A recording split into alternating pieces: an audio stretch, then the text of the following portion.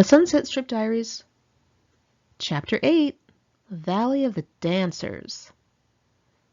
Jimmy was peeved by my weekends with the guys, but I convinced him they were old friends and it was platonic.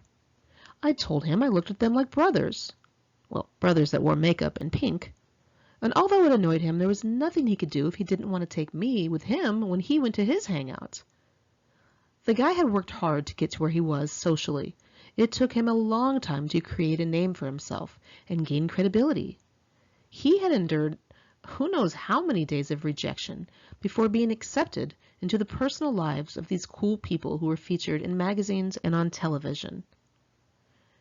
If taking me along with him was going to get in the way of that standing, then there was no question in his mind.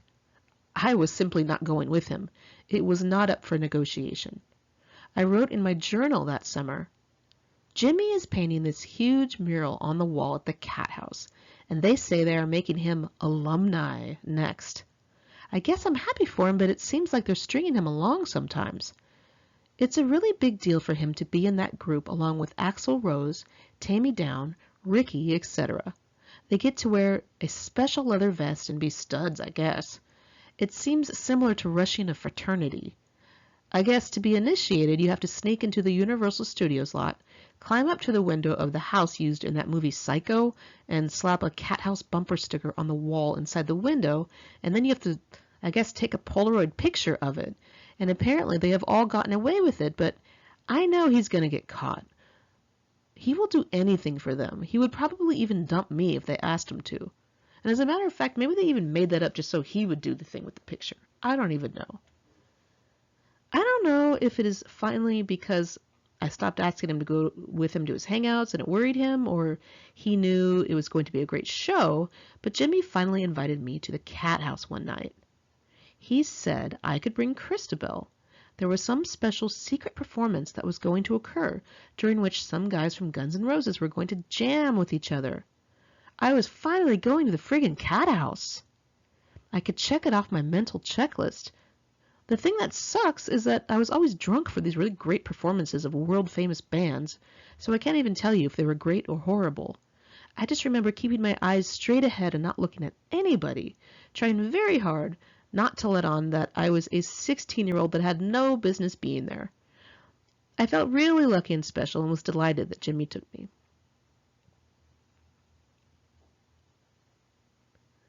Jimmy moved from his condo into a house with one of his buddies, who lived only 15 minutes from my grandmother's place. I saw him after school sometimes and in the daytime during the weekend. We left our separate social lives out of the equation and spent our time being lovey-dovey and romantic. He was a great guy, but he had his issues like most people in Hollywood. For one, he drank entirely too much and did stupidly dangerous things, like running across the freeway in the middle of the night, dodging cars. And, like I mentioned previously, he was always fighting. One time he knocked on my window in the middle of the night with his pale face full of blood. He was shit-faced drunk with his head kicked in. His blue eyes were dazed looking and his black hair was caked with dirt and blood. He said he got knocked out by some guy, and then while he was on the ground, a girl kicked his head in with her boot. Well, Jimmy went out with his buddies and got into trouble. I continued to frequent the Strip with Raz and Michael on the weekend nights. We went to see bands like Jailhouse, The Zeros, and Blackboard Jungle. I started to go there every single weekend, each weekend being more exciting than the last. I didn't seem to notice that I never paid a dime for any cocktail or any entrance fee. I just thought everything was free. And now that I look back, I see that other people were probably paying for me. While Raz and Michael were relatively popular with the doorman and often did get me in places for free, I'm sure that Raz opened up his wallet more times than I realized. It didn't take me long to realize that it irked Raz and Michael that I had a boyfriend. If the guy they were impressed with thought I was cute and asked them about me, they had to tell him that I was taken. They always rolled their eyes when I said I wouldn't cheat on my boyfriend. I knew I would be a much bigger asset to them if I were single. I was sort of hurt knowing that they would offer me up like a sacrificial lamb if it would increase their social standing, but I also knew that it was all I had to bring to the table. I couldn't chip in for the 12 packs we drank before we went out. I couldn't drive, and I was not putting out to any of them. There was no other way to pay my dues. I turned 17 that September and entered the 12th grade. I was finally a senior. I signed up for journalism, the stock market club, and the literary magazine. I still had my long, dyed bright purple hair, and I took to wearing Jimmy's cat house shirts to school with lip service shorts and purple suede cowboy boots. I loved my style. I finally felt comfortable in my own skin. There was a girl in my journalism class named Trisha Griffith. I had seen her around school and remembered that she was not liked by many people for one reason or another. She was rather obnoxious, and she'd been beaten up by some girls at school for just having a big mouth. She was half Iranian and half British, the Iranian appearing to be dominant.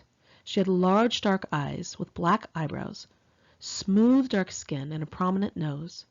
Her hair was peroxided orange, the color that appears when somebody with dark black hair tries to go blonde.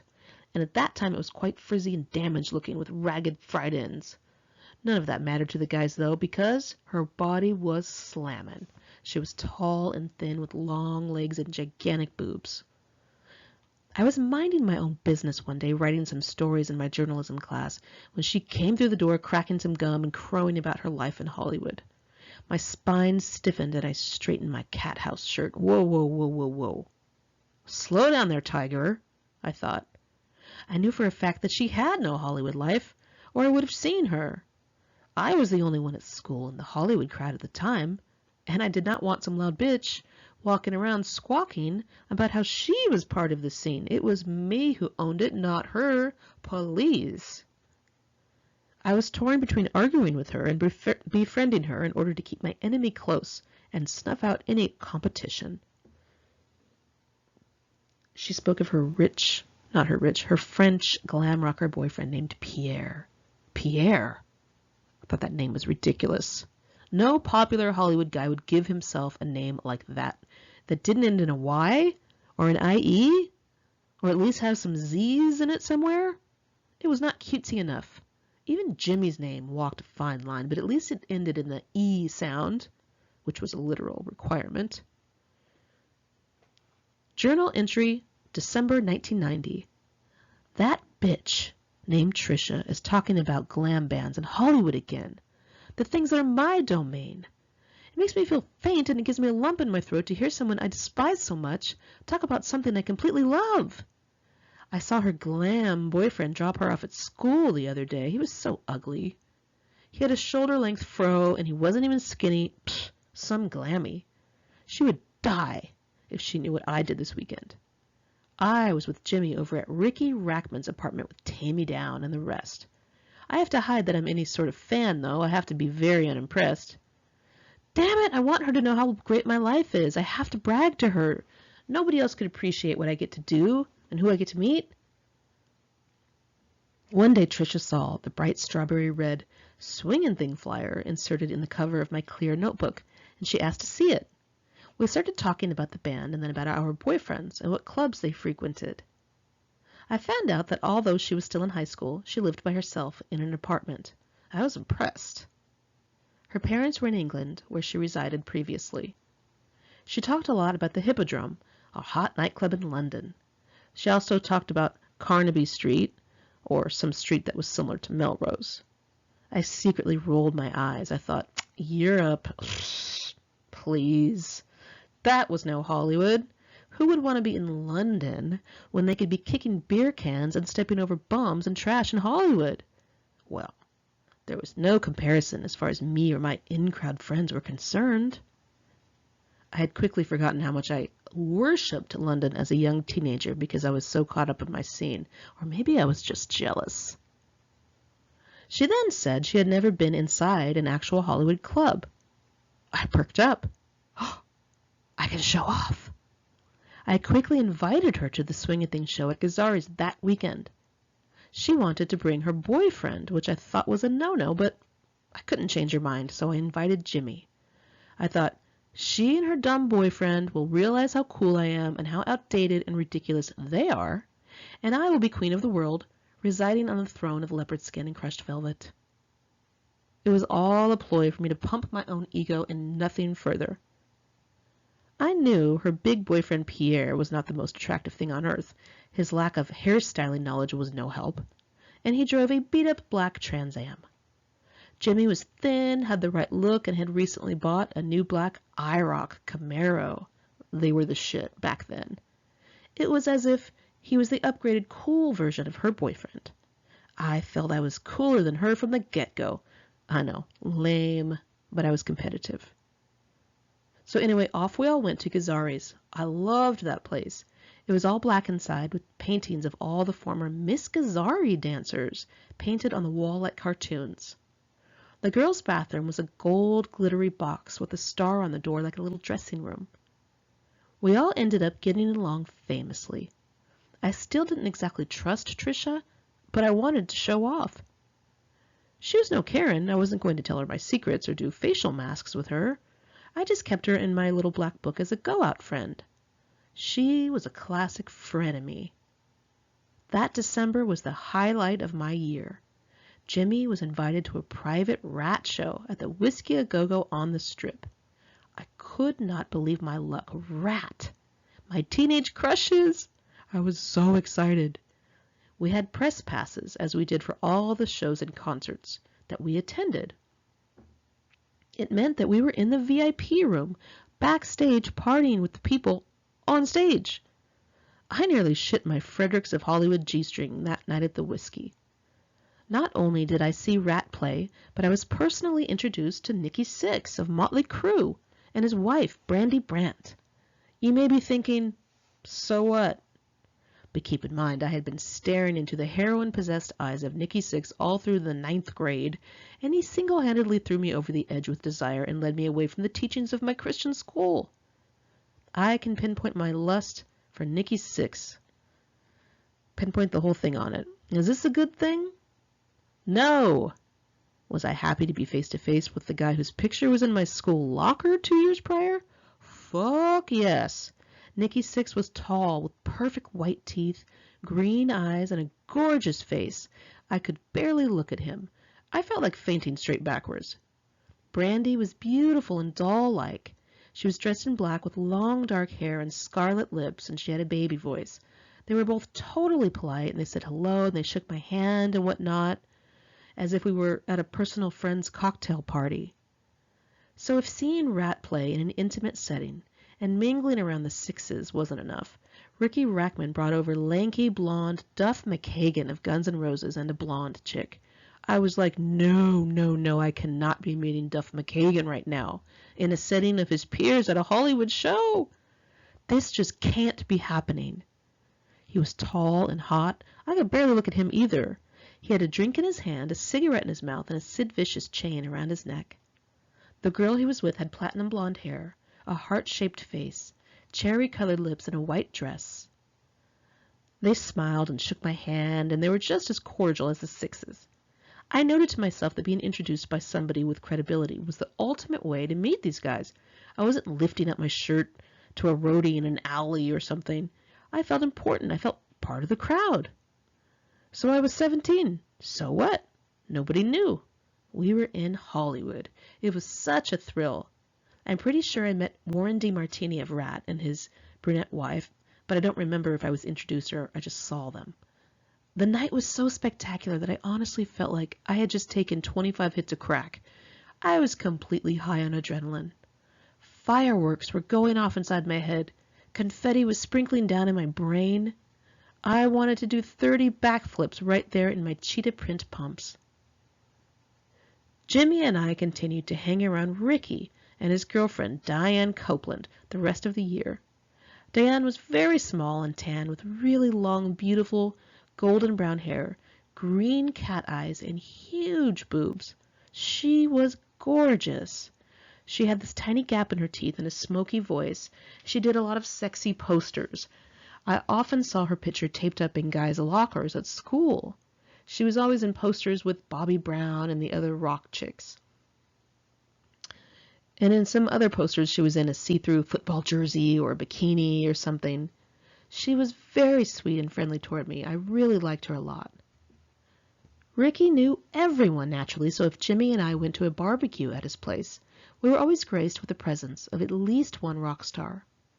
Ricky's huge cat, Baby, sometimes wore a little cat-sized leather cathouse jacket when I was there. I think Jimmy painted it for him, if I'm not mistaken, and made it look like the others. With the exception of possibly staring at that big-ass cat, I am pleased to say that I never did anything inappropriate during that time. I somehow managed not to screw it up and embarrass myself. I was never even caught looking at any of his famous guests or acting as if I were impressed in any sort of way. Again, it was imperative that I remain unimpressed, and I was determined to stay in character. I could not let on that I was only 17, or more importantly, act like I gave a shit. I stayed quiet and calm all the time so as not to reveal my age or lack of coolness, but I wanted to scream from the motherfucking rooftops and twirl on the hills like Maria from the Sound of Music. One night, I was walking to a club on the strip with my friends, and I heard some guys yelling from the traffic jam in the street. I looked over to see a big car full of jocks from my high school. I heard one guy yell, "So this is what you do on the weekends!" To them, anyone on Sunset was a prostitute. I thought they were such pussies for just staying in their car and being too afraid to get out and join the chaos like I did. But admittingly, it wasn't for everyone. They would have not been embraced without the look, of course. They were jocks. Jocks looking to heckle some freaks. I worried that they would go back to school and announce that all of the rumors about me were true. I was a drug addict / hooker / stripper / porn star. Saying I was going into nightclubs would be too cool. They would have to make up something horrible. And I'm sure my outfit didn't help matters. That night I was wearing a tight low-cut dress with cutouts on the sides. That New Year's Eve was so much fun. Christabel and I went to a historical Hollywood theater called the Palace off of Vine Street. It was a big, old Spanish Revival-style building that had been there since the 20s. It had operated under several different names, but the building itself was used for radio broadcasts in the 40s and television broadcasts in the 50s and the 60s. In the 70s and early 80s, it was the West Coast version of Studio 54, and by the beginning of the 90s, it was still a magnificent venue, and it was about to host my favorite band, L.A. Guns. I remember having the night of my life watching them play. It was awesome. Raz snuck me into the dimly lit and crowded VIP room by just dragging me straight through without stopping. He was hanging with Christy Majors of Pretty Boy Floyd most of the night, chatting, laughing, and boozing. Billy Idol even came over to chat with them for a minute, I noted through my buzz. Raz started dating a new girl named Missy around that time. His roommate, Dusty, was dating her coworker, Sabrina. The girls were strippers, but one thing I learned in Hollywood was not to call strippers strippers. They called themselves exotic dancers, or just plain dancers for everyday use. I was fascinated by these particular dancers and their friends. I honestly could not stop staring at these chicks. They had very, very long blonde hair ranging from Sunstreak highlights to platinum white. They were suntanned, kind of like the beach girls from the Swingin' Things show, and they wore very bright colors, mostly pinks, neon pink, taffy pink, hot pink, fuchsia, and metallic gold or silver. They were very bubbly and friendly. I didn't expect such pretty girls to be nice to me. They called everyone babe, and they didn't appear to have a negative bone in their bodies. I idolized Missy the most, and immediately formed a girl crush on her. She looked like Brigitte Bardot. Lots of long blonde hair, dark eyes lined in black 1960s eyeliner, and pale pink lipstick. She was very tall and thin, with a large chest and a movie star smile. I think the best thing about Missy, besides the fact that she was totally friendly and sweet to me, was that she took no shit from guys. My jaw dropped as Raz chased and chased her while she remained nonchalant and aloof. I sometimes saw him a blubbering mess crying over her in the corner with his hanky. He couldn't have her to himself, and he could not stand it. She was dating Stephen Piercy of Rat, and it pissed off Raz to no end. He was plucked. He tried to get her to be exclusive, and she refused. Missy was also a bit of a daredevil, which I found interesting. Raz told us she was driving him through Laurel Canyon one night, and she was speeding so fast that her car spun out, bounced off the side of a mountain, and flipped upside down. They were wearing seatbelts, luckily, so when they looked at each other, all they saw was hair hanging down. We were like, "Oh my gosh, Raz, were you okay?" He said, and I quote, "Honey, my makeup wasn't even smudged." Other times, Missy sped along the shoulder of the freeway if there was a traffic jam, or purposely ran red lights if she were in a hurry. She basically did not give a fuck about cops, tickets, or getting in trouble because she so easily got out of trouble by being so pretty. Missy's friend Sabrina was also very wild, but in a different way. She was this tiny thing and had the same basic look as the others, tan, pale blonde hair. Her stage name was Summer, and she was bisexual, something that came out after she got wasted. She appeared to be an instigator and was always making out with everybody, and her friends just went along with it if they were wasted enough. It was not a big deal to them. It was all laughable. I was super intrigued by their nonchalance. One night, Sabrina tried hitting on me. I thought, oh, this is Hollywood. This shit can't be uncommon. We were all drunk and happy in a dark VIP room, weaving in and out of people I had seen on MTV. Sabrina started to grind on one of the other girls on the dance floor. She was wearing a skin-tight neon pink dress with long sleeves. Her bright blonde hair was glowing. I thought she looked neat. And the next thing I knew, she started trying to grab me, telling me she wanted to dance. Shit, I thought. I thought she and her friends were really cool, but I did not know how to dance. And even if I did, I didn't want to grind all over her. I didn't know what to do. I didn't want to insult her, but I also did not want to look like a dork. She was hinting that she wanted to get together and asked for my number. I stalled and acted as if I had to pee, remaining friendly. I hoped she would be too drunk to remember what she was saying and wouldn't be mad at me the next day. Luckily, that's exactly what happened. She ended up getting in the car and making out with her friend Rachel the entire way home. I started to observe Missy and her friends closely. They were always having masses of roses sent to them and had lots of guys following them like puppies. They chased no one. Guys chased them, even in Hollywood, where the roles were switched. I had kind of just accepted that the guys were on a pedestal, but after meeting Missy and her friends, I saw it did not have to be true. They didn't sit around waiting for guys to call. They didn't get heartbroken.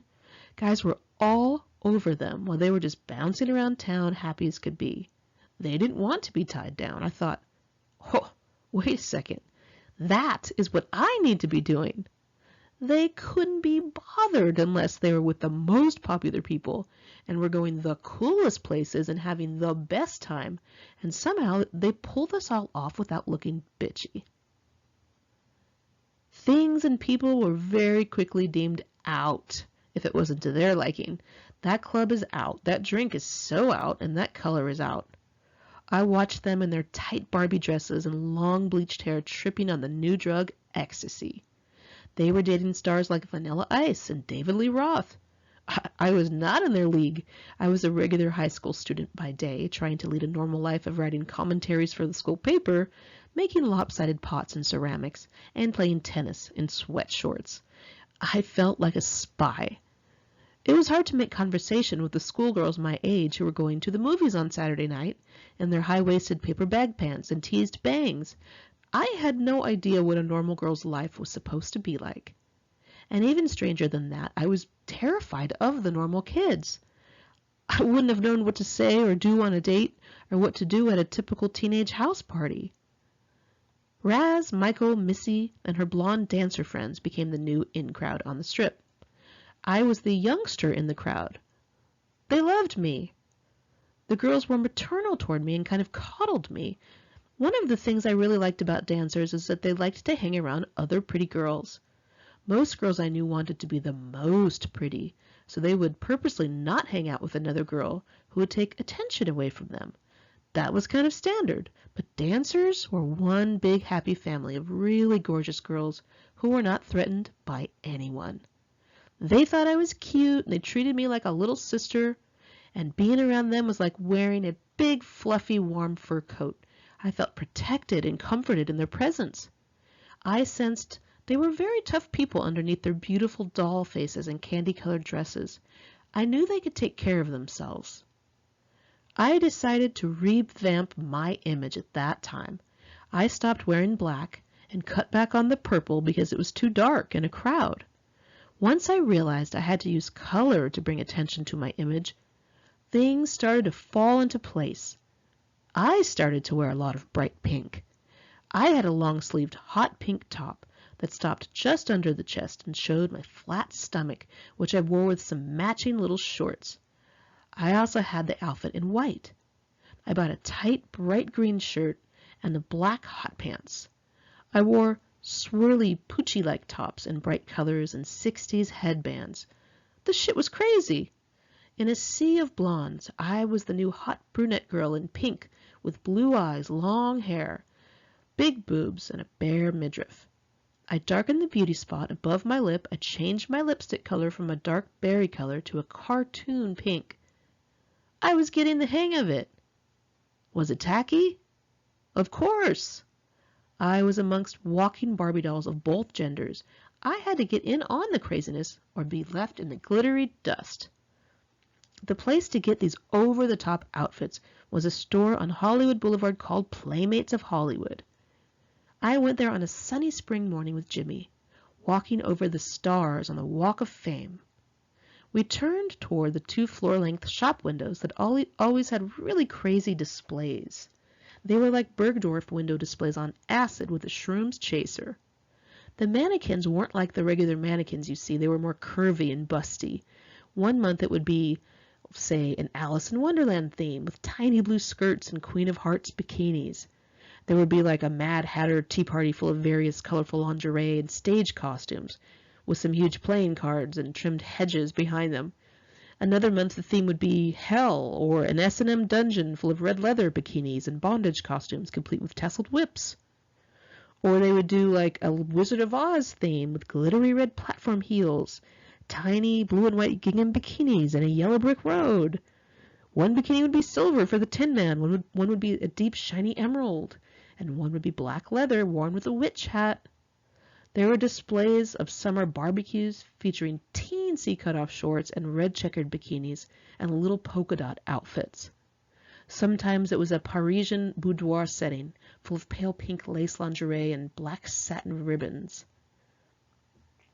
I was inside the bright pink dressing room at Playmates on that particular day when I heard Missy's voice on the other side of me, telling whoever she was with that she loved the gold bikini.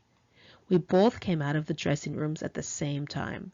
"Babe!" she squealed and hugged me. Her hair was wet, she wasn't wearing makeup, and she smelled like chocolate cupcakes. She was with another pretty dancer who had her light blonde hair up in a messy bun, wearing no makeup and pastel pink sweats. They were trying on work costumes. My excitement in seeing Missy quickly turned to horror when I realized I was with Jimmy and I would have to introduce them. I didn't want him seeing the girls I hung with, and I was afraid Missy would find him uncool. I went ahead and made their introductions. Jimmy stiffly shook her hand, and she was polite. She didn't seem to care either way, but I could tell he was pissed off. He said later he could see me getting into trouble with her. He was right. I wanted nothing more than to get in some trouble with her. I wanted some of her sunny blonde sunshine, some of her power. So there I was. I had my new look, a new attitude, and new friends. And the next thing I knew, the unimaginable thing happened. People started to know my name. I started getting lots of invitations to go even more cool places. I was on the VIP lists and was invited to be a guest at the shows. I saw my own face in Rock City News, the magazine I had once combed through to find out who the cool people were. My picture was added to the collage of photos on the wall at the Rainbow. I regained my initial teenage confidence through the attention I received. I became very bold, very brave. I wasn't so broken. The only bad thing about the time was that I had to be completely wasted to live the life I was living. I had to be buzzed just to walk out the door in the outfits I wore. I had to drink to calm my nerves when hanging around rock stars and other cool, older people. I basically had to be drunk in order to walk into the rooms I was entering. It was not as if I were walking into high school dances on the weekends. I had made it into the exclusive, obscure crowd for which I was pining. I was constantly beaming. I felt like kissing babies and shaking the hands of the common folk and cutting ribbons at the openings of new towns. I was on cloud 9. Could it last?